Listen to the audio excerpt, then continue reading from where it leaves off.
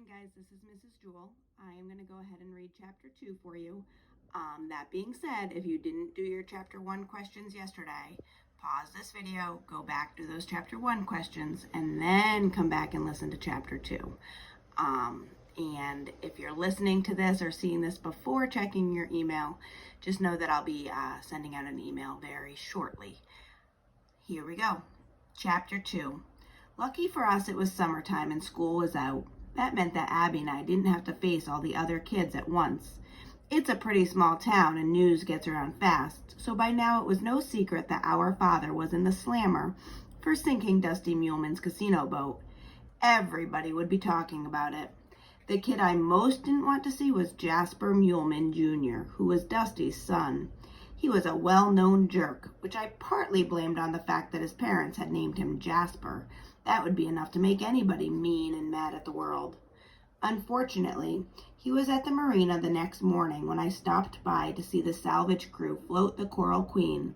Scuba divers were feeding fat black hoses into the sunken half of the boat, though I couldn't tell if they were pumping water out or pumping air in.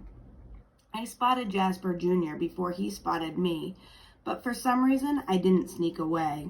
I just stood around watching the divers wrestle with the hoses until Jasper Jr. came over and called me a name that wasn't very original.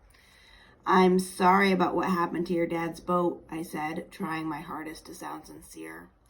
When Jasper Jr. shoved me, I wasn't totally surprised. He isn't a big kid, but he's wiry and strong, and he likes to fight. It's one of the only things he does well. "Lay off," I said, and naturally he pushed me again. "Your crazy father sunk our boat," Jasper Jr. snarled. I said I was sorry. "You're gonna pay for this, Underwood."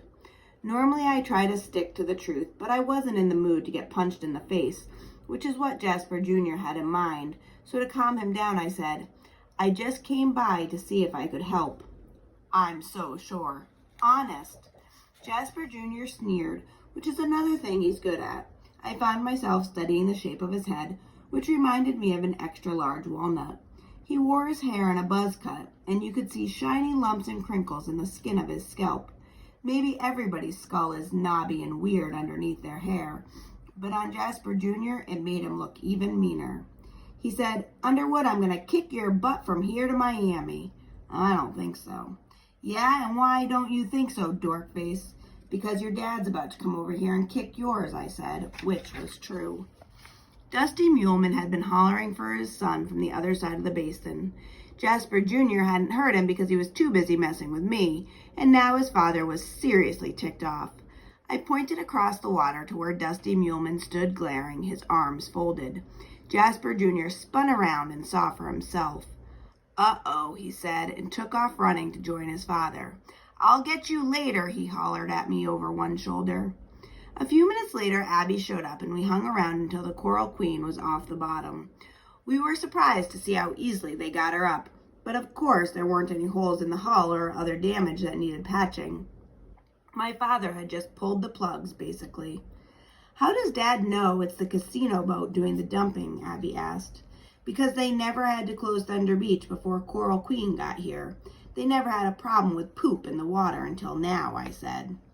A small crowd had gathered to see the operation, but Abby and I stayed off by ourselves. On the far side of the basin, we didn't want to make Dusty Muleman any madder than he already was. "What a phony," my sister said. "Just look at him." At one time, Dusty Muleman had been an ordinary fishing guide, the same as my father. Their skiffs were berthed next to each other at a place called Ted's Marina. In the summertime, when business slowed down, Dusty would head out to Colorado and work at a dude ranch, taking tourists into the mountains for brook trout. Then one September, he came back to the Keys and put his skiff up for sale. He told Dad and the other guides that he'd inherited some money from a rich uncle who died in an elephant stampede in Africa. I remember Mom's eyes narrowing when Dad told us the story. It was the same look I got whenever I tell her I'm done with my homework, and she knows better. As for my father, he said anything was possible, even Dusty Muleman being related to a dead millionaire. Not long after he quit guiding, Dusty bought the Coral Queen, got her outfitted for gambling, and partnered up with the Makasakis. That wasn't even 2 years ago, and now he was one of the richest men in Monroe County, or so he said. He drove up and down Highway 1 in a black Cadillac SUV, and he wore bright flowered shirts and smoked real Cuban cigars, just to let the world know what a big shot he was. But according to Dad, Dusty still showed up every night at the casino boat to count the money personally. Abby said, Muleman'll have that tub fixed up good as new in a week. What was Dad thinking? If he was serious, he would have burned the darn thing to the water line. Don't give him any ideas, I said. Lice Peking lived in a trailer park on the old road that runs parallel to the main highway. I got there at lunchtime, but he was still asleep. When I offered to come back later, his girlfriend said no, she'd be happy to wake him. She was a large lady with bright blonde hair and a barbed wire tattoo around one of her biceps. My dad had told me about her. He'd said to make sure I was extra polite. The girlfriend disappeared down the hallway and came back half a minute later, leading Lice Peking by his belt. He didn't look so good and he smelled even worse. A combination of beer and BO was my guess. Who are you? He demanded, then sagged down on an old sofa. The girlfriend said, I'm off to the store. Don't forget my cigarettes, Lice Peking told her. No way, you promised to quit. Give me a break, Shelley. They argued for a while and seemed to forget they had company. I pretended to look at the aquarium, which had pea green slime on the glass and exactly one live fish swimming in the water. Finally, Lice Peking's girlfriend said he was hopeless and snatched the wallet out of his jeans and stomped out the door. When he got himself together, he asked once more who I was. Noah Underwood, I said. Payne's boy? That's right. He asked me to come see you. About what? Mr. Muleman, I said. From Lice Peking's throat came a sound that was either a chuckle or a cough. He fished under one of the sofa cushions until he found a half-smoked, mushed-up cigarette, which he balanced in a crusty corner of his mouth. I don't suppose you got a match, he said. No, sir. He dragged himself to the kitchenette and knocked around until he came up with a lighter. He fired up the moldy butt and sucked on it for a solid minute without even glancing in my direction. The smoke was making me sick to my stomach, but I couldn't leave until I got an answer. For 2 years, until last Christmas Eve, Lice Peking had worked as a mate on Dusty Muleman's casino boat. Mr. Peking, I said. His real name was Charles, but Dad said everyone had called him Lice for obvious reasons since elementary school. It didn't look like his bathing habits had improved much since then. What do you want, boy? He snapped. It's about the Coral Queen. My dad says Mr. Muleman is dumping the holding tank into the marina basin. Lice Peking propped himself against the wall of the trailer. Really? Well, let's just say that's true. What's it got to do with you or me or the price of potatoes? My father's in jail, I said, for sinking that boat. Go on. I'm serious. I thought everybody heard by now. Lice Peking started laughing so hard, I thought he might have an asthma attack and fall on the floor. Obviously, the news about my father had brightened his day. Please, I said, will you help us? He stopped laughing and snuffed the nub of his cigarette on the countertop. Now, why would I do a dumb fool thing like that? Help you do what? I explained how the toilet scum from the gambling boat flowed down the shoreline to Thunder Beach, where the turtles lay their eggs, I said, and all the kids go swimming. Lice Peking shrugged. Say I was to help you. What's in it for me? Dad had warned me that Lice Peking wasn't accustomed to doing something simply because it was decent and right. He'd predicted that Lice Peking might demand something in return. We don't have much, I said. That's too bad. He made like he was playing a violin. I knew money would be tight at our house as long as Dad was in jail. My mother only works part-time at the law firm, so the pay isn't so hot. What about my dad's truck? I asked. It's a 97 Dodge pickup. Giving it up was my father's idea.